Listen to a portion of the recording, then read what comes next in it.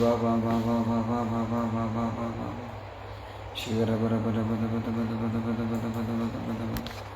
Shigara bala bala bala bala bala bala bala bala bala bala bala bala bala. Shigara bala bala bala bala bala bala bala bala bala bala.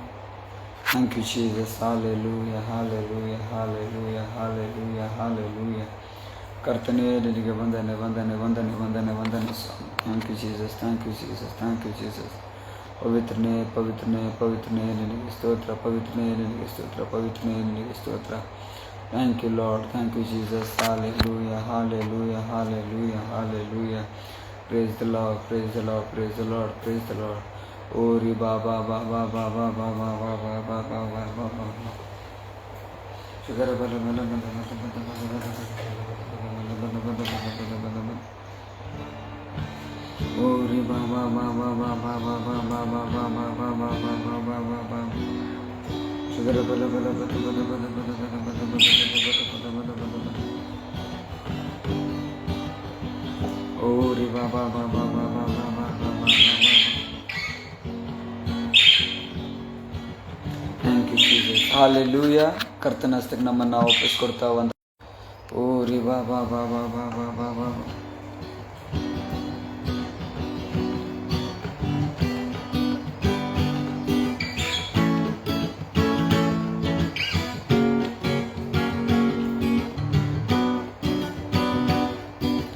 ಮಾತಾಡಯ್ಯ ಯೇಸುದೇವಾ, ಒಮ್ಮೆ ಮಾತಾಡಯ್ಯ ಯೇಸುರಾಜ. ಮಾತಾಡಯ್ಯ ಯೇಸುದೇವಾ, ಒಮ್ಮೆ ಮಾತಾಡಯ್ಯ ಯೇಸುರಾಜ. ನಿನ್ನ ಸ್ವರ ಕೇಳಲು ಹೃದಯ ಸಿದ್ಧವಾಗಿದೆ, ನಿನ್ನ ಸ್ವರ ಕೇಳಲು ಆತ್ಮ ಸಿದ್ಧವಾಗಿದೆ, ನಿನ್ನ ಸ್ವರ ಕೇಳಲು ಕಿವಿಗಳು ಸಿದ್ಧವಾಗಿವೆ, ನಿನ್ನ ಸ್ವರ ಕೇಳಲು ಆತ್ಮ ಸಿದ್ಧವಾಗಿದೆ. ಒಮ್ಮೆ ಮಾತಾಡಯ್ಯ ಯೇಸುದೇವಾ, ಮಾತಾಡಯ್ಯ ಯೇಸುದೇವಾ, ಒಮ್ಮೆ ಮಾತಾಡಯ್ಯ ಯೇಸುರಾಜ. ಮಾತಾಡಯ್ಯ ಯೇಸುದೇವಾ, ಒಮ್ಮೆ ಮಾತಾಡಯ್ಯ ಯೇಸುರಾಜ. ಅಬ್ರಹಾಮನ ಕೂಡ ಮಾತಾಡಿದವನು ನೀನೇ, ಇಸಾಕನ ಕೂಡ ಯಾಕೋಬನ ಕೂಡ ಮಾತಾಡಿದವನು ನೀನೇ. ಅಬ್ರಹಾಮನ ಕೂಡ ಮಾತಾಡಿದವನು ನೀನೇ, ಇಸಾಕನ ಕೂಡ ಯಾಕೋಬನ ಕೂಡ ಮಾತಾಡಿದವನು ನೀನೇ. ನಿನ್ನ ಸ್ವರ ಕೇಳಲು ಹೃದಯ ಸಿದ್ಧವಾಗಿದೆ, ನಿನ್ನ ಸ್ವರ ಕೇಳಲು ಆತ್ಮ ಸಿದ್ಧವಾಗಿದೆ. ಒಮ್ಮೆ ಮಾತಾಡಯ್ಯ ಯೇಸುದೇವಾ, ಮಾತಾಡಯ್ಯ ಯೇಸುದೇವಾ, ಒಮ್ಮೆ ಮಾತಾಡಯ್ಯ ಯೇಸುರಾಜ. ಮಾತಾಡಯ್ಯ ಯೇಸುದೇವಾ, ಒಮ್ಮೆ ಮಾತಾಡಯ್ಯ ಯೇಸುರಾಜ. ಓ ರಿವ ಮಮ ಮೋರಿ ಗರ ಗರ ಗರ ಗರ ಗರ ಗರ ಗರ ಗರ ಗರ. ಓ ಹಾಲೆಲೂಯಾ. ಓ ರಿವ ಮಮ ಮಮ ಮಮ ಮಮ ಮಮ ಮಮ ಮಮ ಮಮ ಮಮ ಮಮ. ಓ ಗರ ಗರ ಗರ ಗರ ಗರ ಗರ ಗರ ಗರ ಗರ. ನಮ್ಮ ಹೃದಯಗಳನ್ನು ಕರ್ತನಿಗೆ ಮಾತನಾಡ್ತಾ ನಾವು ಸಿದ್ಧಪಡಿಸ್ತೀವಿ. ಮುಂಜಾನೆ ಜಾವದಲ್ಲಿ ದೇವರ ಸ್ವರ ಕೇಳುವುದಕ್ಕಾಗಿ, ದೇವರು ನಮ್ಮ ಕೂಡ ಮಾತನಾಡೋದಕ್ಕಾಗಿ ನಾವು ದೇವರೆಲ್ಲ ಅಪೇಕ್ಷಿಸೋಣ ಪ್ರೇರೆ. ಯೇಸುವೇ ನನ್ನ ಕೂಡ ಮಾತನಾಡಿಸು. ಅಬ್ರಾಹ್ಮನು ಕೂಡ ಮಾತನಾಡಿದಂತೆ, ಇಸಾಕನು ಕೂಡ ಮಾತನಾಡಿದಂತೆ, ಯಾಕೋಬನು ಕೂಡ ಮಾತನಾಡಿದಂತೆ, ನಿನ್ನ ಇಂದು ದೇವ್ರೆ ಈ ಮುಂಜಾನೆ ಜಾವದಲ್ಲಿ ನಾನು ಕೂಡ ನೀನು ಮಾತನಾಡು ಸ್ವಾಮಿ. ಓರಿ ಬಾ ಮ ಮ ಮ ಮ ಮ ಮ ಮ ಮ ಮ ಮ ಮ ಮ ಮ ಮ ಮ ಮ.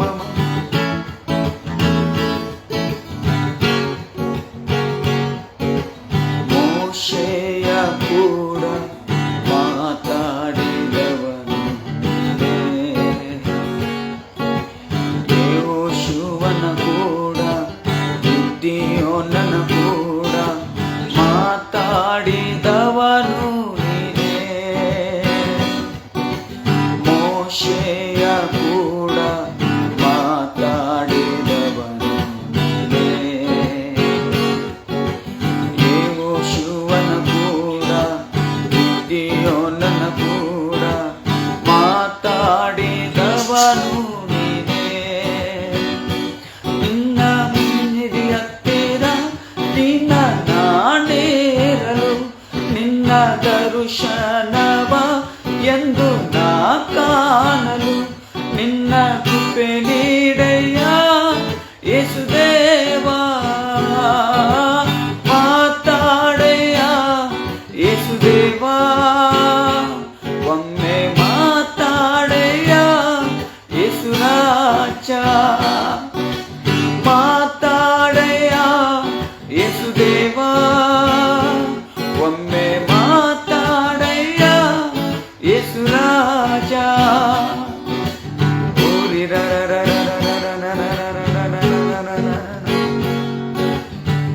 ಓರಿ ಬ ಮ ಮ ಮ ಮ ಮ ಮ ಮ ಮ ಮ ಮ ಮ ಮ.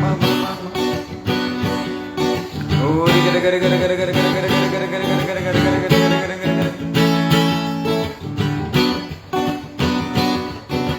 ಸಮುವೇಲನ ಕೂಡ ಮಾತಾಡಿದವನು ನೀನೇ. ಎಲೀಯನ ಕೂಡ ಎಲೀಷನ ಕೂಡ ಮಾತಾಡಿದವನು ನೀನೇ. ಸಮುವೇಲನ ಕೂಡ ಮಾತಾಡಿದವನು ನೀನೇ. ಎಲೀಯನ ಕೂಡ ಎಲೀಷನ ಕೂಡ ಮಾತಾಡಿದವನು ನೀನೇ. ನಿನ್ನ ಸನ್ನಿಧಿ ಹತ್ತಿರ ನಿತ್ಯ ನಾನೇರಲು ನಿನ್ನ ದರ್ಶನವ ಎಂದು ನಾ ಕಾಣಲು ನಿನ್ನ ಕೃಪೆ ನೀಡೆಯ ಯೇಸುದೇವಾ.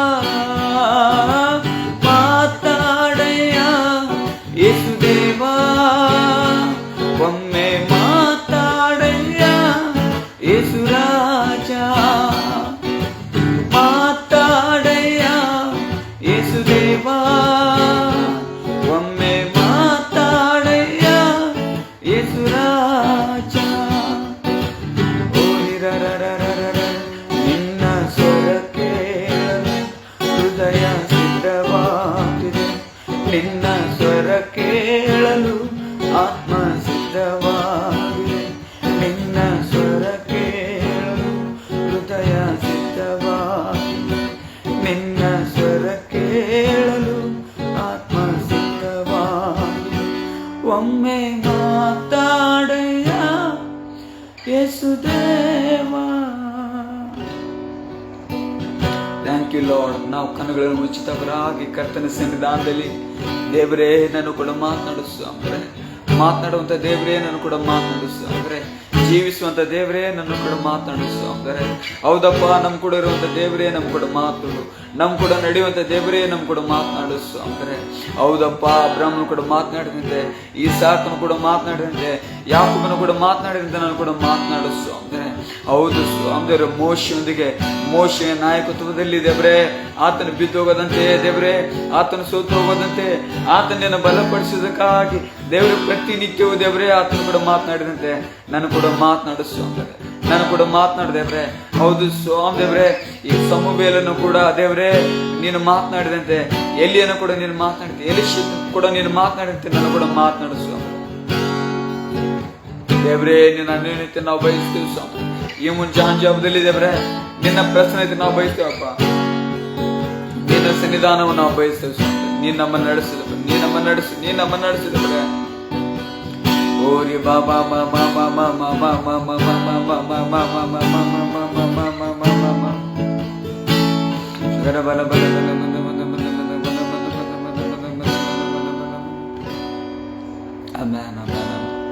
ಕರ್ತನೆ, ನಿಮ್ ಈ ಮುಂಚಾನ ಜಾವಕ್ಕಾಗಿ ಸ್ತೋತ್ರಪ್ಪ ದೇವರೇ. ಯಾವುದು ಸ್ವಾಮಿ ದೇವರೇ, ಈ ಸಮಯದಲ್ಲಿ ನಿನ್ನ ಸನ್ನಿಧಾನದಲ್ಲಿ ನಾವು ಕೂಡಿ ಬಂದಿದ್ದೇವೆ.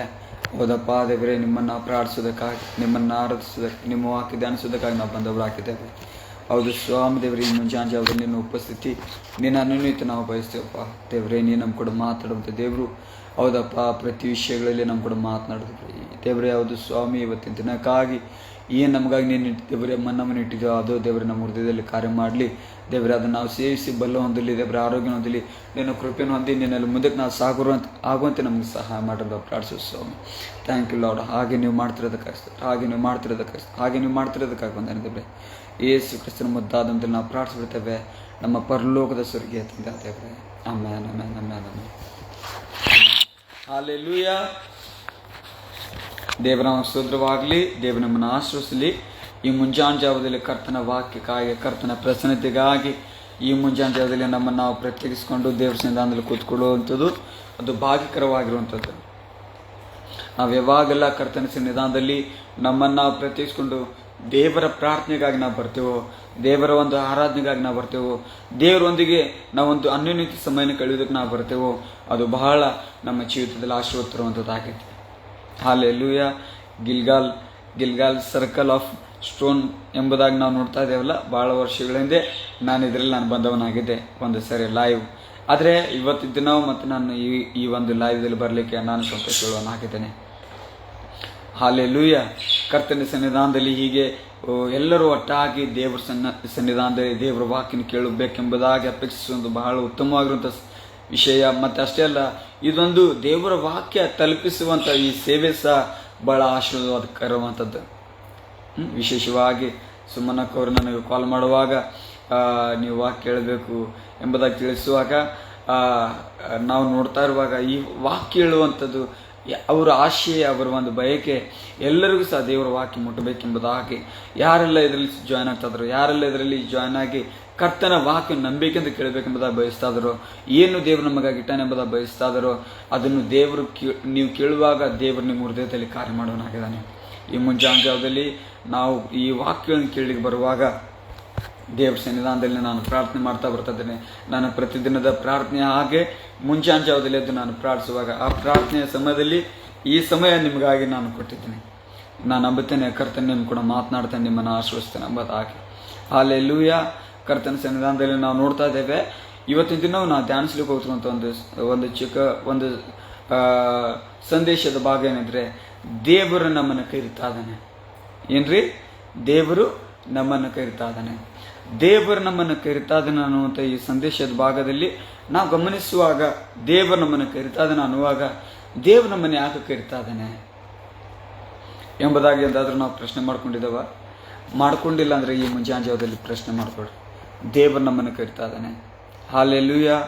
ದೇವರು ನಮ್ಮನ್ನು ಕರೀತಾ ಇದ್ದಾನೆ ಅನ್ನುವಾಗ ಹೇಳೋಕ್ಕಿಂತ ಮುಂಚೆ ಯಾವ ದೇವರು ನಮ್ಮನ್ನು ಕರೀತಾ ಇದ್ದಾನೆ ಎಂಬುದಾಗಿ ನಾವು ಸ್ವಲ್ಪ ಗಮನಿಸೋದು ಬಹಳ ಪ್ರಾಮುಖ್ಯವಾಗಿರುವಂಥದ್ದು. ಯಾಕೆಂದರೆ ಈ ಲೋಕದಲ್ಲಿ ನಾವು ನೋಡ್ತಾ ಇದ್ದೇವೆ, ದೇವರಲ್ಲ ದೇವರುಗಳು ಎಂಬುದಾಗಿ ನಾವು ನೋಡ್ತೇವೆ. ಅಂದರೆ ಈ ಲೋಕದಲ್ಲಿ ದೇವರಂತ ಅಂದಾಗ ಭಾಳಷ್ಟು ಹೆಸರು ವೆರೈಟಿ ಆಗಿರುವಂಥ ದೇವರುಗಳನ್ನ ನಾವು ನೋಡ್ತೇವೆ. ಆದರೆ ಈ ಮುಂಜಾನೆ ಜಾವದಲ್ಲಿ ಕರೆಯುವಂಥ ದೇವರು ಯಾರೆಂಬುದಾಗಿ ನಾವು ನೋಡೋದಾದರೆ ನಾವು ನೋಡ್ತೇವೆ, ಅಬ್ರಾಹ್ಮನನ್ನು ಕರೆದಿರುವಂಥ ದೇವರು. ಅಬ್ರಾಹ್ಮನಿಗೆ ಹೇಳ್ತಾ ಇದ್ದಾನೆ, ನಾನು ತೋರಿಸುವಂಥ ದೇಶಕ್ಕೆ ನೀನು ಹೋಗೋದಾದರೆ ನಾನು ನಿನ್ನನ್ನು ಆಶ್ರಯಿಸ್ತೇನೆ. ಅಂದರೆ ಅಲ್ಲಿ ನಾವು ನೋಡ್ತಾ ಇದ್ದೇವೆ, ನಮ್ಮನ್ನು ಕರೆಯುವಂಥ ದೇವರು ಯಾರು ಗೊತ್ತಾ? ನಮ್ಮನ್ನು ಆಶ್ರಯಿಸಲಿಕ್ಕೆ ಶಕ್ತನಾಗಿರುವಂಥ ದೇವರು ನಮ್ಮನ್ನು ಕರಿತಾ ಇದ್ದಾನೆ. ನಮ್ಮನ್ನು ದೊಡ್ಡ ಜನಾಂಗವಾಗಿ ಮಾಡುವಂಥ ದೇವರು ನಮ್ಮನ್ನು ಕರಿತಾ ಇದ್ದಾನೆ. ನಮ್ಮ ಹೆಸರನ್ನು ದೊಡ್ಡ ಒಂದು ಪ್ರಖ್ಯಾತಿಗೆ ತರಲಿಕ್ಕೆ ಶಕ್ತನಾಗಿರುವಂಥ ದೇವರು ನಮ್ಮನ್ನು ಕರಿತಾ ಇದ್ದಾನೆ. ಹಲ್ಲೆಲೂಯಾ. ಹಲ್ಲೆಲೂಯಾ. ನಾವು ನೋಡುತ್ತೇವೆ, ಸಮುವೇಲ್ ಕೂಡ ದೇವರು ಮಾತನಾಡ್ತಾ ಇದ್ದಾನೆ. ಸಮುವೇಲ್ ಎಂಬುದಾಗಿ ಅಲ್ಲಿ ಮಾತನಾಡುವಾಗ ಸಮುವೇಲ್ ಇಗೋ ಸ್ವಾಮಿ ನಾನು ಇದ್ದೇನೆಂಬುದಾಗಿ ಹೇಳುವಾಗ ಅಲ್ಲಿ ದೇವರು ಸಮುವೇಲ್ನ ಕರೆಯುವಂಥ ಉದ್ದೇಶ ಅಲ್ಲಿ ಒಂದು ಬೇರೆ ಆಗೈತೆ ಎಂಬುದನ್ನು ನೋಡ್ತಾ ಇದ್ದೇವೆ. ಹಲ್ಲೆಲೂಯಾ. ಅಲ್ಲಿ ಸಮುವೇಲ್ ಕೂಡ ಮಾತನಾಡಲಿಕ್ಕೆ ಒಂದು ಕಾರಣ ಏನಂದರೆ, ಆಗ ನಾವು ನೋಡ್ತೇವೆ ಸಮುವೇಲ್ ಕಾಲದಲ್ಲಿ ದೈವಕ್ತಗಳು ಕಡಿಮೆ ಆಗಿದ್ದು ಎಂಬುದನ್ನು ನೋಡ್ತಾ ಇದ್ದೇವೆ. ಅಂದ್ರೆ ದೇವರು ಮಾತನಾಡ್ಲಿಕ್ಕೆ ಬಯಸ್ತಾ ಇದ್ದಾನೆ, ಆದ್ರೆ ದೇವರ ಮಾತನ್ನು ಕೇಳಲಿಕ್ಕೆ ಅಲ್ಲಿ ಯಾರು ಇಲ್ಲ ಎಂಬುದನ್ನು ನೋಡ್ತಾ ಇದ್ದೇವೆ. ಆದ್ರೆ ನಾವು ನೋಡ್ತಾ ಇದ್ದೇವೆ, ಯಾವಾಗ ಸಮುವೇಲನು ದೇವರ ಒಂದು ಪ್ರಸನ್ನತೆಯಲ್ಲಿ, ದೇವರ ಒಂದು ಸನ್ನಿಧಾನದಲ್ಲಿ ಇದ್ದು ದೇವರ ವಾಕ್ಯನ ಕೇಳಬೇಕೆಂಬುದಾಗಿ ಸಿದ್ಧನಾದನು, ಅಲ್ಲಿ ನಾವು ನೋಡ್ತಾ ಇದ್ದೇವೆ, ಈಗ ನಾನು ಮಾತನಾಡ್ತೇನೆ, ಈಗ ನನ್ನ ಮಗನಿದ್ದಾನೆ, ಈಗ ನನ್ನ ಮಗಳಿದ್ದಾಳೆ, ಈಗ ನಾನು ಮಾತನಾಡ್ತೇನೆ, ನಾನು ಏನು ಮಾತನಾಡಬೇಕೆಂಬುದು ಬಯಸ್ತಾ ಇದನೋ ಅದನ್ನು ನಾನು ಅವ್ರಿಗೆ ತಿಳಿಯಪಡಿಸ್ತೇನೆ ಎಂಬುದಾಗಿ ದೇವರಲ್ಲಿ ನಾವು ನೋಡ್ತಾ ಇದ್ದೇವೆ. ಹಲ್ಲೆಲೂಯಾ. ಅಲ್ಲಿ ಸಮುವೇಲನು ಕೂಡ ದೇವರು ಮಾತನಾಡ್ತಾ ಇದ್ದಾನೆ, ಇಸ್ರಾಯೇಲರಿಗೆ ದೈವೋಕ್ತಿಗಳನ್ನು ಕೊಡ್ತಾ ಇದ್ದಾನೆ.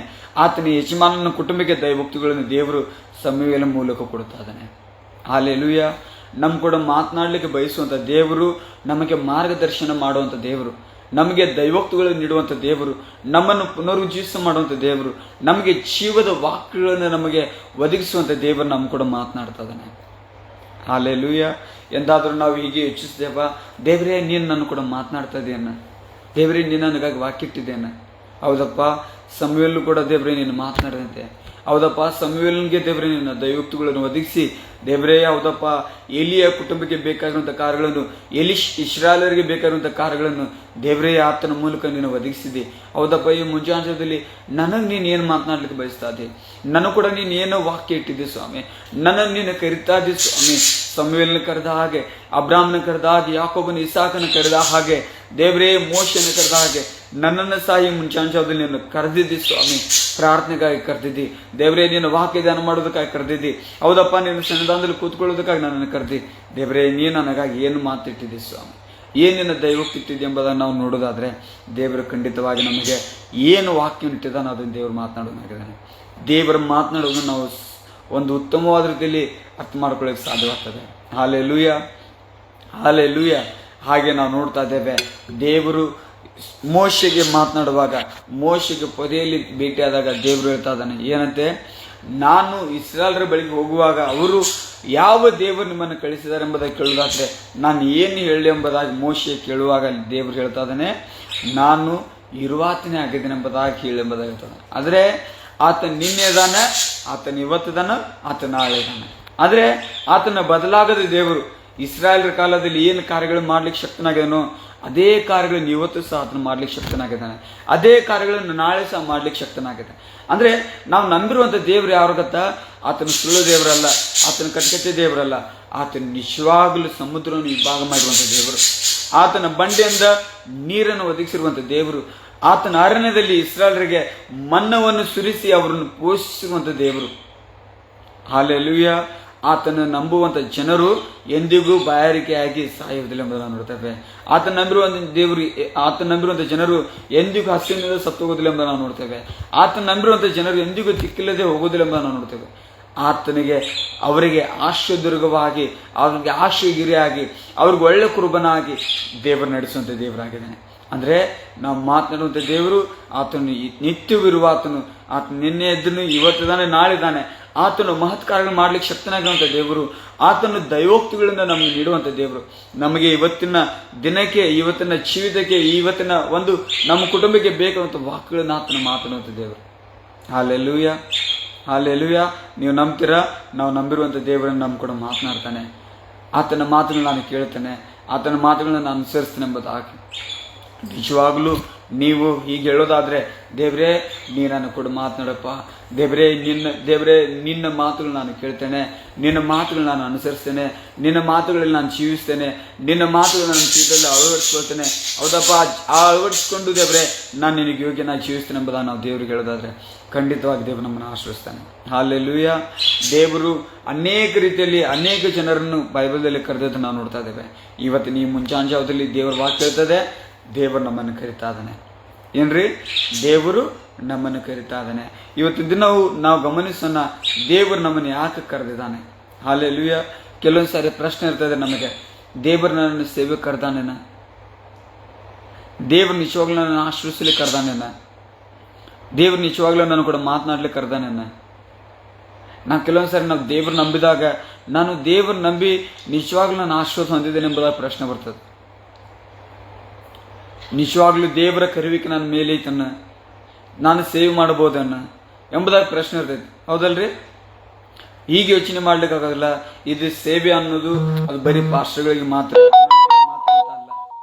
ಸೇವೆ ಸೇವೆ ಅನ್ನೋದು ಪ್ರತಿಯೊಬ್ಬರು ಕೊಡಲ್ಪಟ್ಟಿರುವಂಥ ಸೇವೆ ಆಗಿದೆ. ದೇವರು ನಮ್ಮನ್ನು ಕರೆದಿರುವಂಥ ಕಾರ್ಯಗಳಲ್ಲಿ, ಅನೇಕ ಕಾರ್ಯಗಳಲ್ಲಿ ದೇವರ ಕರೆಯುವಿಕೆ, ಕಾಲ್ ಆಫ್ ಗಾಡ್ ನಾವು ನೋಡ್ತಾ ಇದ್ದೇವೆ. ದೇವರು ನಮ್ಮನ್ನು ಕರೆತಿರುವಂಥ ವಿಷಯಗಳು ಬಹಳಷ್ಟು ಇದಾವೆ. ನಮ್ಮನ್ನು ಒಂದು ವಿಷಯಕ್ಕಾಗಿ ದೇವರು ಕರೀಲಿಲ್ಲ. ಹಿಂದೆ ಯೋಚನೆ ಮಾಡಿದಾಗಿದ್ರೆ ದೇವರು ಒಂದೇ ವಿಷಯಕ್ಕಾಗಿ ನಮ್ಮನ್ನು ಕರೆದಿದ್ದಾನೆ ಎಂಬುದಾಗಿ ನಾವು ಯೋಚನೆ ಮಾಡಿದಾಗಿದ್ರೆ ಅದು ತಪ್ಪು. ಇವತ್ತಿನ ದಿನವೂ ದೇವರು ನಮ್ಮ ಜೀವಿತದಲ್ಲಿ ಬಹಳಷ್ಟು ವಿಷಯಗಳನ್ನು ದೃಷ್ಟಿಸಿಕೊಂಡು ನಮ್ಮನ್ನು ಕರಿತಾ ಇದ್ದಾನೆ. ಅದರಲ್ಲಿ ಮೊದಲನೇದಾಗಿ ನಾವು ನೋಡ್ತಾ ಇದ್ದೇವೆ, ರಕ್ಷಣೆ ಇಲ್ಲದಂಥ ಜನರಿಗೆ ರಕ್ಷಣೆ ಹೊಂದೋದಕ್ಕಾಗಿ ದೇವರು ಕರಿತಾ ಇದ್ದಾನೆ. 1 ಕೊರಿಂಥ್ಯ 1ನೇ ಅಧ್ಯಾಯ 9ನೇ ವಚನದಲ್ಲಿ ಹೇಳ್ತದೆ, ನಮ್ಮ ಕರ್ತನಾದ ಯೇಸು ಕ್ರಿಸ್ತನ ಸಂಗಡ ನಾವು ಸಹಭಾಗಿಯಾಗಿರುವುದಕ್ಕಾಗಿ ದೇವರು ನಮ್ಮನ್ನು ನಂಬಿಕೆಸನಾಗಿರುವಂಥ ದೇವರು ನಮ್ಮನ್ನು ಕರಿತಾ ಇದ್ದಾನೆ. ಹಲ್ಲೆಲೂಯಾ. ಕ್ರಿಸ್ತನೊಂದಿಗೆ ಒಂದು ಅನ್ಯೋನ್ಯ ಸಂಬಂಧ ಹೊಂದಿದವರಾಗಿ ನಾವು ಜೀವಿಸುವಂತೆ, ಪ್ರತಿದಿನವೂ ಕ್ರಿಸ್ತನೊಂದಿಗೆ ಅನ್ಯೋನ್ಯತೆಯಲ್ಲಿ ಉಳ್ಳವರಾಗಿ ನಾವು ಜೀವಿಸುವಂತೆ ದೇವರು ನಮ್ಮನ್ನು ಕರಿತಾನೆ. ಯಾರೆಲ್ಲ ಕ್ರಿಸ್ತನಲ್ಲಿ ನಂಬಿಕೆ ಇಡ್ತಾರೋ, ಯಾರೆಲ್ಲ ಕ್ರಿಸ್ತನಲ್ಲಿ ನಂಬಿಕೆ ಇಟ್ಟು ನಡೆಯುವವರಾಗಿದ್ದಾರೋ ಅವರು ಕ್ರಿಸ್ತನ ಅನ್ಯೋನ್ಯತೆಯಲ್ಲಿ ಸೇರುವವರಾಗಿದ್ದಾರೆ. ಇವತ್ತು ದೇವರು ನಮ್ಮನ್ನು ಕರೆಯುವಂಥ ಉದ್ದೇಶ ಏನು ಗೊತ್ತಾ? ಮೊದಲನೇದಾಗಿ ಕ್ರಿಸ್ತನ ಒಂದು ಅನ್ಯೋನ್ಯತೆಯಲ್ಲಿ ನಾವು ಸೇರಿದವರಾಗಿ ದೇವರ ಒಂದು ನಿತ್ಯ ರಕ್ಷಣೆಯನ್ನು ನಾವು ಹೊಂದುವವರಾಗಿರ್ಬೇಕೆಂಬುದಾಗಿ. ಹಲ್ಲೆಲೂಯಾ. ಜನರಿಗೆ ಹೇಳ್ರಿ, ದೇವರು ನಿಮ್ಮನ್ನು ಕರಿತಾ ಇದ್ದಾನೆ. ಯಾಕೆ ಕರಿತಾ ಇದ್ದಾನೆ? ನೀವು ರಕ್ಷಿಸಲ್ಪಡಬೇಕೆಂಬುದಾಗಿ, ನಿಮಗೆ ರಕ್ಷಣೆ ಒದಗಿಸಲ್ಪಡಬೇಕು. ಜನರು ಈ ಲೋಕದಲ್ಲಿ ನಾವು ನೋಡ್ತಾ ಇದ್ದೇವೆ, ಜನರು ತಾವು ರಕ್ಷಣೆ ಹೊಂದಬೇಕೆಂಬುದಾಗಿ, ಮೋಕ್ಷ ಹೊಂದಬೇಕೆಂಬುದಾಗಿ ಅನೇಕ ರೀತಿಯಾಗಿರುವಂಥ ಪ್ರಯತ್ನಗಳು ಮಾಡ್ತಾ ಇದ್ದಾರೆ, ಅನೇಕ ರೀತಿಯಾಗಿರುವಂಥ ಒಂದು ಪ್ರಯಾಸ ಪಡ್ತಾ ಇದ್ದಾರೆ, ಅನೇಕ ರೀತಿಯಾಗಿರುವಂಥ ತ್ಯಾಗಗಳು ಮಾಡ್ತಾ ಇದ್ದಾರೆ. ಆದರೆ ನಾವು ಯಾವ ತ್ಯಾಗ ಮಾಡೋದು ಅವಶ್ಯಕತೆ ಇಲ್ಲ, ನಾವು ಯಾವ ಒಂದು ಬಲಿದಾನ ಮಾಡೋದು ಅವಶ್ಯಕತೆ ಇಲ್ಲ. ದೇವರು ನಾವು ಕ್ರಿಸ್ತನ ನಾವು ನಂಬುವುದಾದರೆ, ಕ್ರಿಸ್ತನ ಅನ್ಯೋನ್ಯತೆಯಲ್ಲಿ ನಾವು ಸೇರಿ ನಾವು ನಡೆಯೋದಾಗಿದ್ರೆ ದೇವರು ನಮಗೆ ಒಂದು ರಕ್ಷಣೆ ಕೊಟ್ಟು ದೇವರು ನಮ್ಮನ್ನು ನಡೆಸೋನಾಗಿದ್ದಾನೆ. ಹಲ್ಲೆಲೂಯಾ. ದೇವರು ನಮ್ಮನ್ನು ಕರೆಯುವಂಥ ಒಂದು ಉದ್ದೇಶ ಏನಂದರೆ, ನಾವು ಕ್ರಿಸ್ತನ ಒಂದು ಅನ್ಯೋನ್ಯತೆಗೆ ನಾವು ಸೇರಿದವರಾಗಿ ದೇವರ ಒಂದು ನಿತ್ಯ ರಕ್ಷಣೆ ನಾವು ಅನುಭವಿಸಬೇಕೆಂಬ ದೇವರು ಇವತ್ತಿನ ನಾವು ನಮ್ಮನ್ನು ಮುಂಚಾನೆ ಜವಾಬ್ದಾರಿ ಕರಿತಾ ಇದ್ದಾನೆ.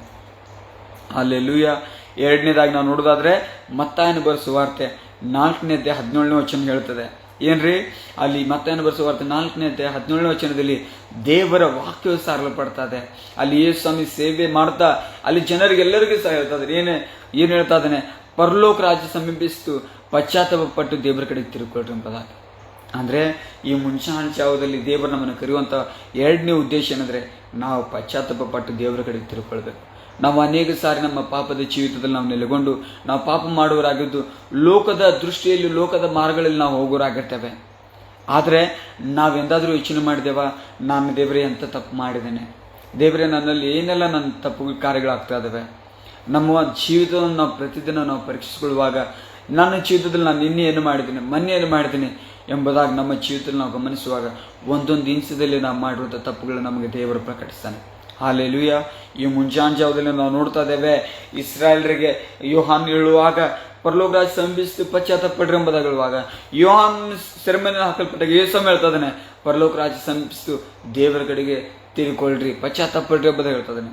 ಅಂದರೆ ಈ ಮುಂಜಾನೆ ಜಾವದಲ್ಲಿ ದೇವರು ಕರೆಯುವಂಥ ಒಂದು ಉದ್ದೇಶ ಏನಂದರೆ, ನಾವು ಪಶ್ಚಾತ್ತಾಪ ಪಡಬೇಕೆಂಬುದು ದೇವರು ಕರಿತಾ ಇದ್ದಾನೆ. ಇದಕ್ಕೆ ನಾವು ಪಶ್ಚಾತ್ತಾಪ ಪಡಬೇಕು, ನಮ್ಮಿಂದ ಆಗಿರುವಂಥ ತಪ್ಪುಗಳ ವಿಷಯದಲ್ಲಿ ನಾವು ಪಶ್ಚಾತ್ತಾಪ ಪಡಬೇಕು. ಹಲ್ಲೆಲೂಯಾ. ಅನೇಕ ವಿಷಯದಲ್ಲಿ ನಾವು ತಿಳಿದು ನಾವು ತಪ್ಪು ಮಾಡ್ತೇವೆ. ಆದರೆ ಪ್ರಿಯರೇ, ನಿಮಗೊಂದು ಮಾತನ್ನ ಹೇಳಲಿಕ್ಕೆ ಬಯಸ್ತೇನೆ. ಯಾರು ತಪ್ಪು ಮಾಡೋದಿಲ್ಲ ಎಂಬುದಾಗಲ್ಲ, ಎಲ್ಲರಿಂದ ತಪ್ಪುಗಳು ಆಗ್ತವೆ. ಆದರೆ ದೇವರ ವಾಕ್ಯ ಹೇಳ್ತದೆ, ನಮ್ಮ ತಪ್ಪುಗಳ ವಿಷಯದಲ್ಲಿ ನಮಗೆ ದುಃಖ ಇರಬೇಕು, ನಮ್ಮಲ್ಲಿ ಪಶ್ಚಾತ್ತಾಪ ಉಂಟಾಗಬೇಕು.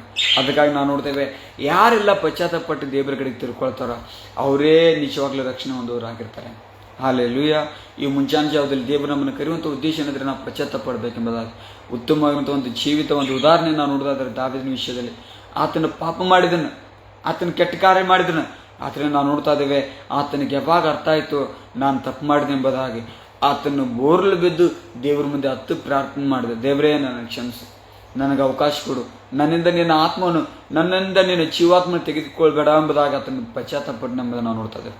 ಪ್ರಿಯರೇ, ನಾವು ಪಾಪ ಮಾಡೋದಾದರೆ ನಮ್ಮಿಂದ ಅನೇಕ ತೊಂದರೆಗಳಾಗ್ತವೆ. ನಾವು ಅನೇಕ ಒಂದು ದೇವರ ಆಶೀರ್ವಾದ ನಾವು ಕಳ್ಕೊಳ್ತೇವೆ, ನಾವು ಆಶೀರ್ವಾದದಿಂದ ದೂರವಾಗ್ತೇವೆ, ದೇವರ ಆಶೀರ್ವಾದಗಳು ನಮ್ಮಲ್ಲಿ ನಾವು ಕಾಣೋದಿಲ್ಲ ಎಂಬುದನ್ನು ನಾವು ನೋಡ್ತೇವೆ. ಅದಕ್ಕಾಗಿ ಈ ಮುಂಚಾನೆ ಜಾವದಲ್ಲಿ ದೇವರಲ್ಲಿ ನಾವು ಆಶ್ರಯಿಸಲ್ಪಡಬೇಕಾದ್ರೆ, ದೇವರ ಒಂದು ಅನ್ಯೋನ್ಯತೆಯಲ್ಲಿ ನಾವು ಸೇರಬೇಕಂದ್ರೆ ದೇವರು ನಮ್ಮನ್ನು ಕರೀತಾ ಇದ್ದಾನೆ, ನಾವು ಪಶ್ಚಾತ್ತಾಪ ಪಡಬೇಕೆಂಬುದಾಗಿ. ಆಮೇಲೆ ಹಲ್ಲೆಲೂಯಾ. ದೇವ್ರಿಗೆ ಹೇಳ್ರಿ, ದೇವರೇ ನಾನು ಏನೆಲ್ಲ ದೇವರೇ ತಪ್ಪುಗಳನ್ನು ಮಾಡಿದನೋ, ದೇವರೇ ಆ ತಪ್ಪುಗಳ ವಿಷಯದಲ್ಲಿ ನಾನು ಪಶ್ಚಾತ್ತಾಪ ಪಡ್ತೇನಪ್ಪ, ನನ್ನ ಪಾಪಗಳನ್ನು ದೇವ್ರ ನೀನು ಕ್ಷಮಿಸು, ನನ್ನ ದ್ರೋಹಗಳು ನೀನು ಕ್ಷಮಿಸು ದೇವರೇ. ಹೌದಪ್ಪ, ನನ್ನ ಹೌದಪ್ಪ, ಎಲ್ಲ ದುಷ್ಟತನವನ್ನು ನೀನು ಕ್ಷಮಿಸಿ ದೇವರೇ ನಾನು ರಕ್ಷಿಸು. ಹೌದಪ್ಪ, ನಿನ್ನ ಕರೆಗೆ ನಾನು ಹೋಗ್ಕೊಡ್ತೇನೆ, ನಿನ್ನ ಉದ್ದೇಶಕ್ಕೆ ನಾನು ಹೋಗ್ಕೊಡ್ತೇನೆ. ದೇವರೇ ನಾನು ಕ್ಷಮಿಸಿ, ನನ್ನನ್ನು ಆಶೀರ್ವದಿಸು ಎಂಬುದಾಗಿ ದೇವರನ್ನ ನಾವು ಪ್ರಾರ್ಥನೆ ಮಾಡೋಣ. ಆಮೇಲೆ ಹಲ್ಲೆಲೂಯ. ಮೂರನೇದಾಗಿ ದೇವರು ನಮ್ಮನ್ನು ಕರೀತಾ ಇದ್ದಾನೆ. ಮತ್ತಾಯನ ಬರೆಸುವಂತೆ 4ನೇ ಅಧ್ಯಾಯ 19ನೇ ವಚನದಲ್ಲಿ ನಾವು ನೋಡ್ತೇವೆ. ಏನಂತೆ? 4ನೇ ಅಧ್ಯಾಯ 19ನೇ ವಚನ, ನನ್ನನ್ನು ಹಿಂಬಾಲಿಸ್ರಿ, ನಾನು ನಿಮ್ಮನ್ನು ಏನು ಮಾಡ್ತೇನೆ? ಮನುಷ್ಯರು ಹಿಡಿಯುವಂಥ ಬೆಸ್ತನಾಗಿ ಮಾಡ್ತೇನೆ ಎಂಬುದಾಗಿ. ನಾನು ಹಿಂದೆ ಬನ್ನಿರಿ, ನಾನು ನಿಮ್ಮನ್ನು ಮನುಷ್ಯರು ಹಿಡಿಯುವಂಥ ಬೆಸ್ತನಾಗಿ ಮಾಡ್ತೇನೆ ಎಂಬುದಾಗಿ. ಅಂದರೆ ಈ ವಾಕ್ಯ ಹೇಳ್ತದೆ, ನಾವು ಕ್ರಿಸ್ತನ ನಾವು ಅನುಸರಿಸುವುದಕ್ಕಾಗಿ ದೇವರು ನಮ್ಮನ್ನು ಕರಿತಾ ಇದ್ದಾನೆ. ಎದಕ್ಕೆ ರೀ? ನಮ್ಮನ್ನು ಯೇಸುವನ್ನು ಕರೆಯುವಂಥದ್ದು ಎದಕ್ಕೆ ಕರಿತಾ ಇದ್ದಾನೆ? ನಾವು ಆತನ ಅನುಸರಿಸೋರಾಗಿರ್ಬೇಕು, ನಾವು ಆತನ ಶಿಷ್ಯರಾಗಿ ಮಾಡಲ್ಪಡಬೇಕು, ನಾವು ಆತನ ಸೇವೆ ಮಾಡುವವರಾಗಿ ನಾವು ಮಾಡಲ್ಪಡಬೇಕು ಎಂಬುದಾಗಿ ದೇವರು ನಮ್ಮನ್ನು ಕರಿತಾ ಇದ್ದಾನೆ. ಎಂದಾದ್ರೂ ನಾವು ಯೋಚನೆ ಮಾಡಿದ ದೇವರೇ, ನಿನ್ನನ್ನು ನಾನು ಹಿಂಬಾಲಿಸ್ತಾ ಇದ್ದೇನೆ. ಪೇತ್ರನ ಹೇಳ್ತಾನೆ ತನ್ನ ಪತ್ರಿಕೆಗಳಲ್ಲಿ, ನಾವು ಕ್ರಿಸ್ತನ ಹೆಜ್ಜೆ ಜಾಡಿನಲ್ಲಿ ನಡೆಯುವುದಕ್ಕಾಗಿ ನಾವು ಕರೆಯಲ್ಪಟ್ಟವರು ಎಂಬುದಾಗಿ. ಕ್ರಿಸ್ತನ ಒಂದು ಮಾರ್ಗದಲ್ಲಿ ನಾವು ನಡೀಲಿಕ್ಕೆ ನಾವು ಕರೆಯಲ್ಪಟ್ಟವರಾಗಿದ್ದೇವೆ. ಹಲ್ಲೆಲೂಯ. ಪ್ರಿಯರೇ, ಕ್ರಿಸ್ತನ ಜೀವಿಸುವಂತಹ ಜೀವಿತವನ್ನು, ಕ್ರಿಸ್ತನ ಮಾಡುವಂಥ ಕ್ರಿಯೆಗಳನ್ನು ನಾವು ಮಾಡಲಿಕ್ಕೆ ನಾವು ಕರೆಯಲ್ಪಟ್ಟವರಾಗಿದ್ದೇವೆ. ದೇವರು ಇವತ್ತು ಮುಂಚಾಂಜಾವದಲ್ಲಿ ಕರೆಯುವಂಥ ಒಂದು ಉದ್ದೇಶ ಏನಂದರೆ, ನಾನು ಹೇಗೆ ಈ ಲೋಕದಲ್ಲಿ ಇದ್ದನೋ, ನಾನು ಈ ಲೋಕದಲ್ಲಿ ಹೇಗೆ ಜೀವಿಸಿದನೋ ಹಾಗೆ ನೀವು ಜೀವಿಸರಾಗ್ರಿ, ನಡೆಯುವರಾಗ್ರಿ, ಕ್ರಿಯೆ ಮಾಡುವರಾಗ್ರಿ, ಕಾರ್ಯ ಸಾಧಿಸುವರಾಗ್ರಿ ಎಂಬುದಾಗಿ ದೇವರು ಇವತ್ತಿನ ಮುಂಚಾಂಜಾವದಲ್ಲಿ ಕರೆಯದಾನೆ. ಅದಕ್ಕಾಗಿ ನಾವು ದೇವರುಗಳನ್ನ, ದೇವರೇ ನಿನ್ನ ಕರುವಿಗೆ ನಾನು ಹೋಗೊಡ್ತೇನೆ. ಹೌದಪ್ಪ, ನಿನ್ನ ಮಾರ್ಗದಲ್ಲಿ ನಾನು ನಡೀತೇನೆ, ನಿನ್ನನ್ನು ನಾನು ಅನುಸರಿಸ್ತೇನೆ, ನಿನ್ನ ಸ್ವಭಾವಗಳನ್ನು ನನ್ನಲ್ಲಿ ಹಾಕು ದೇವರೇ. ನಿನ್ನ ಪ್ರೀತಿಯ ಸ್ವಭಾವ, ನಿನ್ನ ಕ್ಷಮಿಸುವ ಸ್ವಭಾವ, ನಿನ್ನ ದಯ ತೋರಿಸುವ ಸ್ವಭಾವ ದೇವರೇ. ಹೌದಪ್ಪ ದೇವರೇ, ಒಳ್ಳೆಯದನ್ನು ಮಾಡುವಂಥ ಸ್ವಭಾವ ದೇವರೇ, ಸಮಾಧಾನ ಕೊಡುವಂಥ ಸ್ವಭಾವ ದೇವರೇ, ನಿನ್ನ ರಾಜ್ಯದ ಸುವಾರ್ತೆಯನ್ನು ಸಾರುವಂಥ ಸ್ವಭಾವ ದೇವರೇ. ಹೌದಪ್ಪ, ನಿನಗಾಗಿ ದೇವರೇ ಮುಂದಕ್ಕೆ ಹೋಗುವಂಥ ಸ್ವಭಾವ ದೇವರೇ. ಹೌದಪ್ಪ, ನಿನ್ನ ಚಿತ್ತ ಮಾಡುವುದೇ ನನ್ನ ಆಹಾರ ಎಂಬುದಾಗಿ ದೇವರೇ ಯೋಚಿಸುವಂಥ ಸ್ವಭಾವ ದೇವರೇ ನನ್ನಲ್ಲಿ ಹಾಕು ಸ್ವಾಮಿ. ನಿನ್ನ ಉತ್ತಮ ಶಿಷ್ಯನಾಗಿ, ನಿನ್ನ ಉತ್ತಮ ಸೇವಕನಾಗಿ, ನಿನಗೆ ಉತ್ತಮ ಮಗನಾಗಿ ಮಗಳಾಗಿ ನಾನು ಜೀವಿಸುವಂತೆ ನನಗೆ ಸಹಾಯ ಮಾಡುವುದಾಗಿ ದೇವರು ನಾವು ಪ್ರಾರ್ಥನೆ ಮಾಡಲು ಪ್ರಿಯರೇ. ಹಲ್ಲೆಲೂಯ. ದೇವರು ಇನ್ನೊಂದು 4ನೇದಾಗಿ ದೇವರು ನಮ್ಮನ್ನು ಕರೆಯುವಂಥ ಉದ್ದೇಶ 1ನೇ ಪೇತ್ರ 1ನೇ ಅಧ್ಯಾಯ 15 ಮತ್ತು 16ನೇ ವಚನ ಹೇಳ್ತದೆ. ಏನಂತೆ? 1ನೇ ಪೇತ್ರ 1ನೇ ಅಧ್ಯಾಯ 15-16ರಲ್ಲಿ ನಾವು ವಾಕ್ಯ ನಾವು ನೋಡ್ತೇವೆ. ದೇವರು ಪರಿಶುದ್ಧನಾಗಿದ್ದಾನೆ. ದೇವರು ಪರಿಶುದ್ಧನಾಗಿರುವುದರಿಂದ ನಾವು ಪರಿಶುದ್ಧರಾಗಿರಬೇಕೆಂಬುದಾಗಿ ದೇವರು ನಮ್ಮನ್ನು ಕರೀತಾನೆ. ಹಲ್ಲೆಲೂಯ. ಯಾವಾಗಲೂ ನಮ್ಮೊಳಗೆ ಒಂದು ಪವಿತ್ರತೆ, ಒಂದು ಪರಿಶುದ್ಧತೆ ನಾವು ಕಾದುಕೊಳ್ಳಬೇಕು. ನಮ್ಮೊಳಗೆ ಆ ಪರಿಶುದ್ಧತೆ ಇರಬೇಕೆಂಬುದನ್ನು ನಾವು ಅಪೇಕ್ಷಿಸೋರಾಗಬೇಕು. ದೇವರು ಯಾವಾಗಲೂ ನಮ್ಮ ಜೀವಿತದಲ್ಲಿ ಬಯಸುವಂಥ ಕಾರ್ಯ ಏನಂದರೆ, ನಾವು ಪರಿಶುದ್ಧರಾಗಿ ಪರಿಶುದ್ಧತೆಯಲ್ಲಿ ನಡೆಯುವಂತೆ ದೇವರು ನಮ್ಮನ್ನು ಕರೀತಾದನೆ ಎಂಬ ಒಂದು ತಿಳುವಳಿಕೆ ಇರಬೇಕು. ಹಲ್ಲೆಲೂಯ. ಬಹಳ ರೀತಿಯಾಗಿರುವಂಥ ಕಾರ್ಯಗಳಿದ್ದಾವೆ. ಏನಂತೆ? ದೇವರು ನಮಗೆ ರಕ್ಷಣೆಗಾಗಿ ಕರಿತಾ ಇದ್ದಾನೆ, ಪಶ್ಚಾತ್ತಾಪ ಪಡೋದಕ್ಕಾಗಿ ಕರಿತಾ ಇದ್ದಾನೆ, ಆತನ ಅನುಸರಿಸೋದಕ್ಕಾಗಿ ಕರಿತಾ ಇದ್ದಾನೆ. ಅಷ್ಟೆಲ್ಲ ನಾವು ಪವಿತ್ರರಾಗಿ ಜೀವಿಸಬೇಕೆಂಬುದಾಗಿ ದೇವರು ನಮ್ಮನ್ನು ಕರಿತಾ ಇದ್ದಾನೆ. ಭಾಳ ಸಾರಿ ನಾವು ಕ್ರಿಸ್ತನ ನಂಬುತ್ತೇವೆ, ಆದರೆ ಪಾಪದ ಜೀವಿತದಲ್ಲಿ ಜೀವಿಸ್ತೇವೆ. ನಮ್ಮ ಪಾಪದ ಕಾರ್ಯಗಳಲ್ಲಿ ನಾವು ಹೋಗ್ತೇವೆ, ಪಾಪಗಳನ್ನು ಮಾಡ್ತಾ ಇರ್ತೇವೆ. ಆದರೆ ನಮ್ಮನ್ನು ದೇವರಿಗೆ ನಾವು ಪಾಪದಲ್ಲಿ ಜೀವಿಸೋದಕ್ಕಾಗಿ ದೇವರು ನಮ್ಮನ್ನು ಕರೀಲಿಲ್ಲ. ನಾವು ಯೋಚನೆ ಮಾಡ್ತೇವೆ, ಏಸು ಸ್ವಾಮಿ ರಕ್ತದಲ್ಲಿ ನಾನು ನಂಬಿಕೆ ಪಶ್ಚಾತ್ತಪಟ್ಟಿದ್ದೇನೆ, ಕ್ಷಮಾಪಣೆ ಹೊಂದಿದ್ದೇನೆ, ಏನು ನಾನು ಸ್ವತಂತ್ರನು, ನಾನು ಬೇಕಾಗಿದ್ದು ಮಾಡ್ಬೋದು ಎಂಬುದಾಗಿ ಯೋಚನೆ ಮಾಡ್ತೇವೆ. ಬೇಕಾಗಿದ್ದು ನಾವು ಮಾಡಲಿಕ್ಕೆ ಕರೀಲಿಲ್ಲರಿ ದೇವರು ನಮ್ಮನ್ನು. ದೇವರ ಒಂದು ಪವಿತ್ರತೆಯಲ್ಲಿ ಪರಿಶುದ್ಧತೆಯಲ್ಲಿ ಜೀವಿಸಬೇಕೆಂಬ ದೇವರು ನಮ್ಮನ್ನು ಕರಿತಾ ಇದ್ದಾನೆ. ಈ ಮುಂಜಾಂಜಾವದಲ್ಲಿ ಹೇಳೋಣ, ದಾನಿಯೇಲನ ಹಾಗೆ ದೇವರೇ ನನ್ನನ್ನು ನಾನು ಪ್ರತ್ಯೇಕಿಸ್ಕೊಳ್ತೇನೆ ಸ್ವಾಮಿ. ದೇವರೇ ಈ ಲೋಕದಿಂದ ಪ್ರತ್ಯೇಕಿಸ್ಕೊಳ್ತೇನೆ, ಪಾಪದ ಕಾರ್ಯಗಳಿಂದ ಪ್ರತ್ಯೇಕಿಸ್ಕೊಳ್ತೇನೆ, ದುಷ್ಟ ಕಾರ್ಯಗಳಿಂದ ಪ್ರತ್ಯೇಕಿಸ್ಕೊಳ್ತೇನೆ. ನಿನಗಾಗಿ ಪವಿತ್ರ ಜೀವಿತ ನಾನು ಜೀವಿಸ್ತೇನಪ್ಪ. ದೇವರೇ ನೀನು ಪರಿಶುದ್ಧನಾಗಿರುವಂತೆ ನಾನು ಪರಿಶುದ್ಧನಾಗಿರಲಿ. ಹೌದಪ್ಪ, ನಿನ್ನ ಪರಿಶುದ್ಧತೆಯಲ್ಲಿ ದೇವರೇ ನಾನು ಪರಿಶುದ್ಧನಾಗಿರ್ಬೇಕೆಂಬುದು ಕರಿತಾ ಇದ್ದಿಲ್ಲ. ದೇವರ ಆ ಪರಿಶುದ್ಧತೆಯಲ್ಲಿ ನಾನು ಜೀವಿಸುವಂತೆ ನನ್ನನ್ನು ನಾನು ಒಪ್ಪಿಸ್ಕೊಡ್ತೇನೆ ಎಂಬುದಾಗಿ ದೇವರನ್ನು ನಾವು ಹೇಳೋಣ ಪ್ರಿಯರೇ. ದೇವರ ಐದನೇದಾಗಿ ದೇವರು ನಮ್ಮನ್ನು ಕರಿತಾ ಇದ್ದಾನೆ. ಎದಕ್ಕೆ ಕರಿತಾ ಇದ್ದಾನೆ? ನಾವು ನೋಡ್ತೇವೆ, ಕೊಲೊಸ್ಸೆ ಬರೆದ ಪುಸ್ತಕ 3ನೇ ಅಧ್ಯಾಯ 15ನೇ ವಚನದಲ್ಲಿ ಹೇಳ್ತದೆ, ಕ್ರಿಸ್ತನ ಸಮಾಧಾನ ನಮ್ಮ ಹೃದಯಗಳಲ್ಲಿ ಆಳೋದಕ್ಕಾಗಿ ದೇವರು ನಮ್ಮನ್ನು ಕರಿತಾ ಇದ್ದಾನೆ. ಯಾರೆಲ್ಲ ಕ್ರಿಸ್ತನಲ್ಲಿ ನಂಬಿಕೆ ಇಡ್ತಾರೋ, ಕ್ರಿಸ್ತನ ಬಳಿಗೆ ಬರ್ತಾರೋ ಅವರಿಗೆ ನಿತ್ಯ ಸಮಾಧಾನ ಕೊಡಲ್ಪಡ್ತದೆ. ಅನೇಕ ಸಾರಿ ನಾವು ಲೋಕದ ಗೊಂದಲದಲ್ಲಿ, ಲೋಕದ ಕಾರ್ಯಗಳಲ್ಲಿ ನಾವು ತೊಡಗಿಸ್ಕೊಂಡು ನಮ್ಮೊಳಗಿರುವಂಥ ನಿತ್ಯ ಒಂದು ಸಮಾಧಾನ, ಒಂದು ಪರಲೋಕದ ಸಮಾಧಾನ ನಾವು ಕಳ್ಕೊಂಡಿರ್ತೇವೆ. ಆದರೆ ದೇವರು ಹೇಳ್ತಾ ಇದ್ದಾನೆ, ಎಲ್ಲೇ ಕಷ್ಟಪಡುವವರು ಹೊರತವ್ರೆ ನೀವೆಲ್ಲರೂ ನನ್ನ ಬಳಿಗೆ ಬನ್ನಿರಿ, ನಾನು ನಿಮಗೆ ವಿಶ್ರಾಂತಿನ ಕೊಡ್ತೇನೆ ಎಂಬುದು. ಅಂದರೆ ಕ್ರಿಸ್ತನ ಬಳಿಗೆ ಬರುವಾಗ ನಮಗೆ ವಿಶ್ರಾಂತಿ ಐತಿ, ನಮಗೆ ಸಮಾಧಾನ ಐತಿ. ಅದಕ್ಕಾಗಿ ದೇವರು ಇವು ಮುಂಚಾಂಶದಲ್ಲಿ ಹೇಳ್ತಾ ಇದ್ದಾರೆ, ನಿಮಗೆ ಯಾರಿಗೆಲ್ಲ ಸಮಾಧಾನ ಇಲ್ಲವೋ ನೀವೆಲ್ಲರೂ ನನ್ನ ಬಳಿಗೆ ಬನ್ನಿರಿ, ನಿಮಗೆ ಏನು ಮಾಡ್ತೇನೆ, ಪರಲೋಕದ ಒಂದು ಸಮಾಧಾನ ಕೊಡ್ತೇನೆ ಎಂಬುದು. ಹಲ್ಲೆಲೂಯ. ಹೇಳ್ತೀರಾ ದೇವರಿಗೆ, ದೇವರೇ ನನ್ನಲ್ಲಿ ಆ ಪರಲೋಕದ ಸಮಾಧಾನ ಕೊಡು ಸ್ವಾಮಿ. ದೇವರೇ ಆ ಪರಲೋಕದ ಸಮಾಧಾನ ನನ್ನ ಕುಟುಂಬದಲ್ಲಿ ಕೊಡು. ದೇವರೇ ಪರಲೋಕದ ಸಮಾಧಾನ ನನ್ನ ಕೆಲಸದಲ್ಲಿ ಕೊಡು. ಪರಲೋಕದ ಸಮಾಧಾನ ನನ್ನ ದೇವರೇ ಜೀವಿತ ಪ್ರತಿ ಭಾಗದಲ್ಲಿ ನಾನು ಅನುಭವಿಸಲಿ ದೇವರೇ. ಹೌದಪ್ಪ, ಈ ಮುಂಜಾನೆ ನಿನ್ನ ಕರಿಬೇಕಿಗೆ ನಾನು ಹೋಗ್ಬಿಡ್ತೇನೆ. ನಿನ್ನ ಕರಿಬೇಕೆ ನನ್ನಲ್ಲಿ ಸಿದ್ಧಿಗೆ ಬರಲಿ. ನಿನ್ನ ಪರಲೋಕದ ಸಮಾಧಾನ ನನ್ನಲ್ಲಿ ಆಳ್ವಿಕೆ ಮಾಡಲಿ ಎಂಬುದಾಗಿ ದೇವರ ಹಸ್ತಕ್ಕೆ ನಮ್ಮನ್ನು ಒಪ್ಪಿಸಿಕೊಡೋಣ ಪ್ರಿಯರೇ. ಹಲ್ಲೆಲೂಯಾ.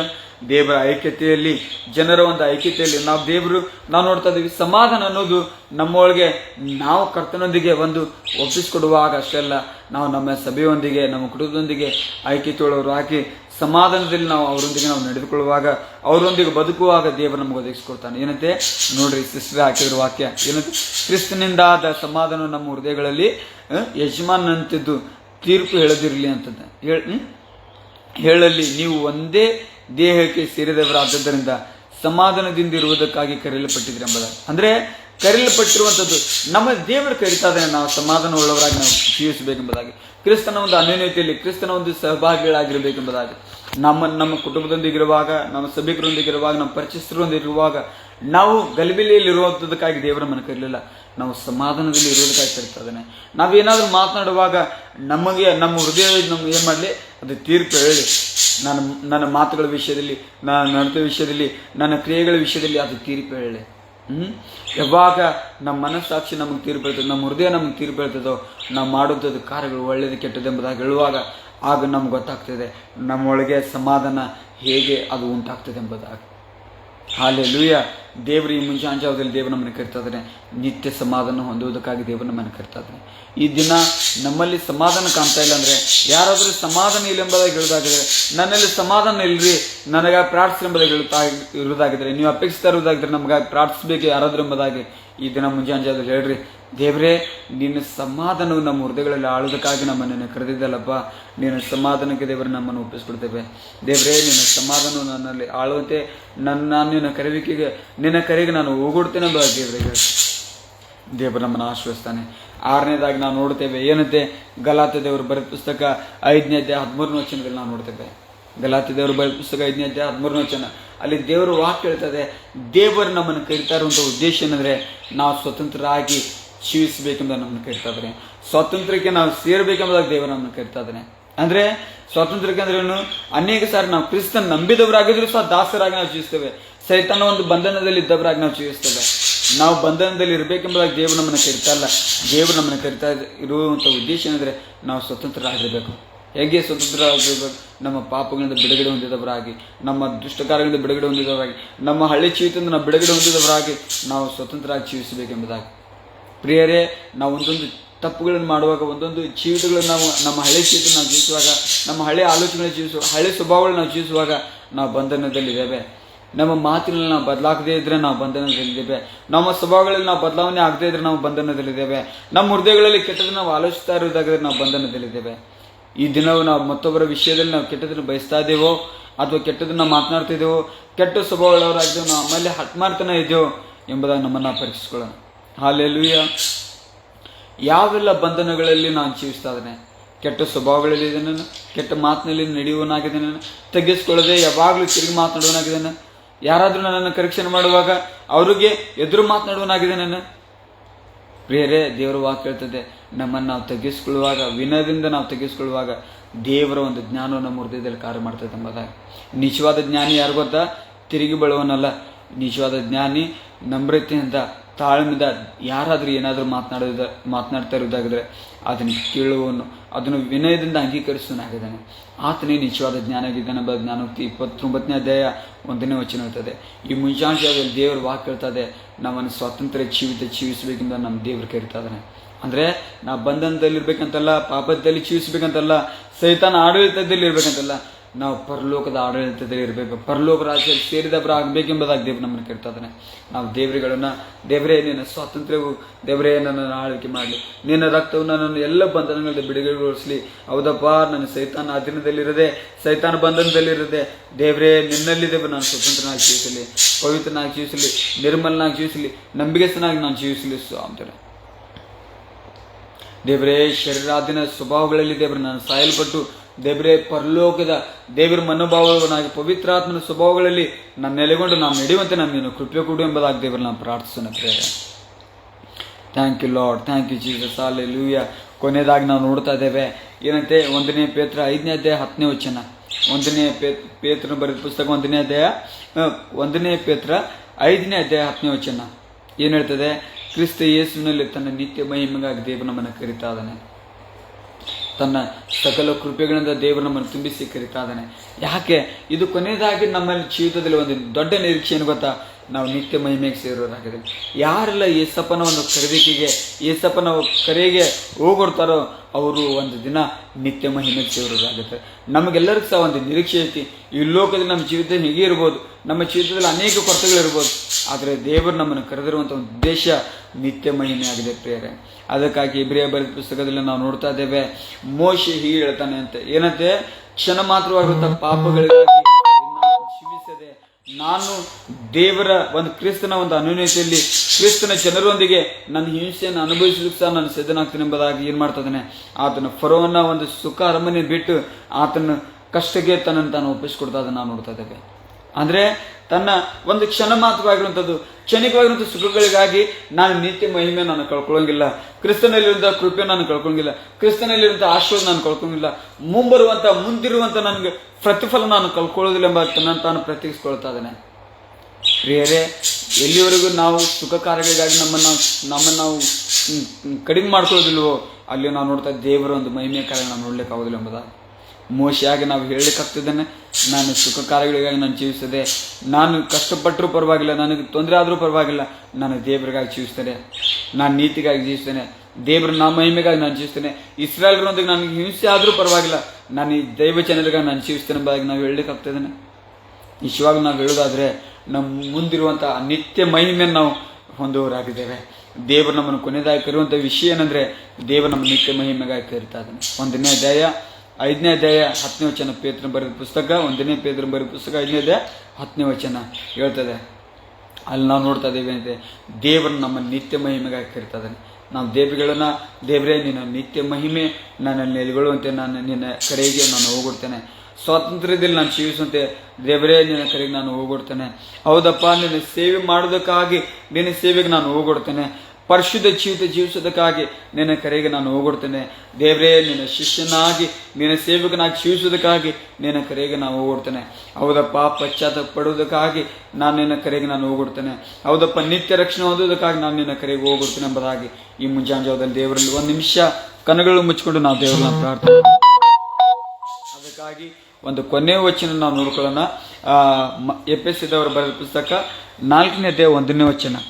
ಎಫೆಸಿ 4ನೇ ಅಧ್ಯಾಯ 1ನೇ ವಚನ. ಈ ವಚನ ಹಾಕೋದಾದ್ರೆ ಒಳ್ಳೆಯದಾಗ್ತದೆ. ಎಫೆಸಿ 4:1 ನಾವು ನೋಡ್ತಾ ಇದ್ದೇವೆ. ಆ ವಾಕ್ಯ ಹೇಳ್ತದೆ, ನಿಮ್ಮ ಕರೆಗೆ ಯೋಗ್ಯರಾಗಿ ನಡೀರಿ ಎಂಬುದಾಗಿ. ಹಲ್ಲೆಲೂಯಾ. ದೇವರು ಪ್ರತಿಯೊಂದು ವಿಷಯದಲ್ಲಿ, ಇವೆಲ್ಲ ವಿಷಯಗಳಲ್ಲಿ ಒಂದಾದ್ರೂ ವಿಷಯ ನಿಮ್ಮಲ್ಲಿ ಇರ್ಬೋದು. ಇವತ್ತು ನಿಮಗೆ ದೇವರು ಒಂದು ವಿಷಯದಲ್ಲಿ ಆದರೂ ದೇವರು ಕರಿತಾ ಇರ್ಬೋದು. ಏನಂತೆ? ಪಶ್ಚಾತ್ತಾಪಕ್ಕಾದ್ರೂ ಕರಿತಾ ಇರ್ಬೋದು, ರಕ್ಷಣೆಗಾಗಾದ್ರೂ ಕರಿತಾ ಇರ್ಬೋದು, ಯೇಸು ಸ್ವಾಮಿಯನ್ನು ಅನುಸರಿಸೋದಕ್ಕಾಗಿ ಆದ್ರೂ ಕರಿತಾ ಇರ್ಬೋದು, ಪರಿಶುದ್ಧ ಜೀವಿತ ಜೀವಿಸೋದಕ್ಕಾಗಿ ಕರಿತಾ ಇರ್ಬೋದು, ಸಮಾಧಾನ ಹೊಂದೋದಕ್ಕಾಗಿ ದೇವರು ನಮ್ಮನ್ನು ಕರಿತಾ ಇರ್ಬೋದು, ಸ್ವತಂತ್ರ ಜೀವಿತ ಜೀವಿಸೋದಕ್ಕಾಗಿ ದೇವರು ನಮ್ಮನ್ನು ಕರಿತಾ ಇದ್ರು, ನಿತ್ಯ ಮಹಿಮೆ ಹೊಂದೋದಕ್ಕಾಗಿ ದೇವರು ನಮ್ಮನ್ನು ಕರಿತಾ ಇದ್ದಾನೆ. ಹಲ್ಲೆಲೂಯಾ. ನಿಮ್ಮ ಕರೆಗೆ ಹೋಗೊಟ್ಟು ಯೋಗ್ಯರಾಗಿ ನೀವು ನಡೆರಿ ಎಂಬುದಾಗಿ ಎಫೆಸದವರು ಬರೆದ ಪುಸ್ತಕ 4ನೇ ಅಧ್ಯಾಯ 1ನೇ ವಚನ ಹೇಳ್ತಾರೆ. ಇವತ್ತು ದೇವರಿಗೆ ಹೇಳೋಣ, ದೇವರೇ ನಿನ್ನ ಕರೆಗೆ ನಾನು ಯೋಗ್ಯನಾಗಿ ನಾನು ನಡೀತೇನೆ. ನಮ್ಮ ತಲೆ ಮೇಲೆ ನಾವು ಕೈ ಇಟ್ಕೊಂಡು ಹೇಳೋಣ ದೇವರಿಗೆ, ದೇವರೇ ನಿನ್ನ ಕರೆಗೆ ನಾನು ಹೋಗೊಟ್ಟು ನಾನು ನಡೀತೇನೆ, ನಿನ್ನ ಕರೆಗೆ ಯೋಗ್ಯನಾಗಿ ನಾನು ನಡೀತೇನೆ.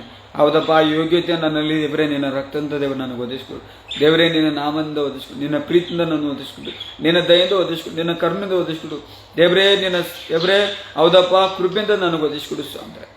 ನನ್ನ ನಿನ್ನ ಕೃಪೆಯಲ್ಲಿ ನಡೆಸು ಸ್ವಾಮಿ, ನಿನ್ನ ಕೃಪೆಯಲ್ಲಿ ನಡೆಸು, ನಿನ್ನ ಕೃಪೆಯಲ್ಲಿ ನಡೆಸು. ನಿನ್ನ ಕೃಪೆಯಿಂದಲೇ ನಾವು ಯೋಗ್ಯರಾಗಿ ನಾವು ಮಾರ್ಪಡ್ಲಿಕ್ಕಾಗ್ತದೆ, ನಿನ್ನ ದಯೆಯಲ್ಲಿ ನಾವು ಯೋಗ್ಯರಾಗಿ ಮಾರ್ಪಡ್ಲಿಕ್ಕಾಗ್ತದೆ. ನಿನ್ನ ದೇವರೇ ಹೌದಪ್ಪ, ದೇವರೇ ಕ್ಷಮಾಪಣೆಯಲ್ಲಿ ನಾವು ಯೋಗ್ಯರಾಗಿ ಮಾರ್ಪಡ್ಲಿಕ್ಕಾಗ್ತದೆ. ದೇವರೇ ನಿನ್ನ ವಾಕ್ಯನ ಹೃದಯದಲ್ಲಿ ಆಳಲಿಸು ಅಂದ್ರೆ ದೇವರೇ ನಿಮ್ಮ ವಾಕ್ಯನ ಹೃದಯದಲ್ಲಿ ಆಳಲಿರ್ತದೆ.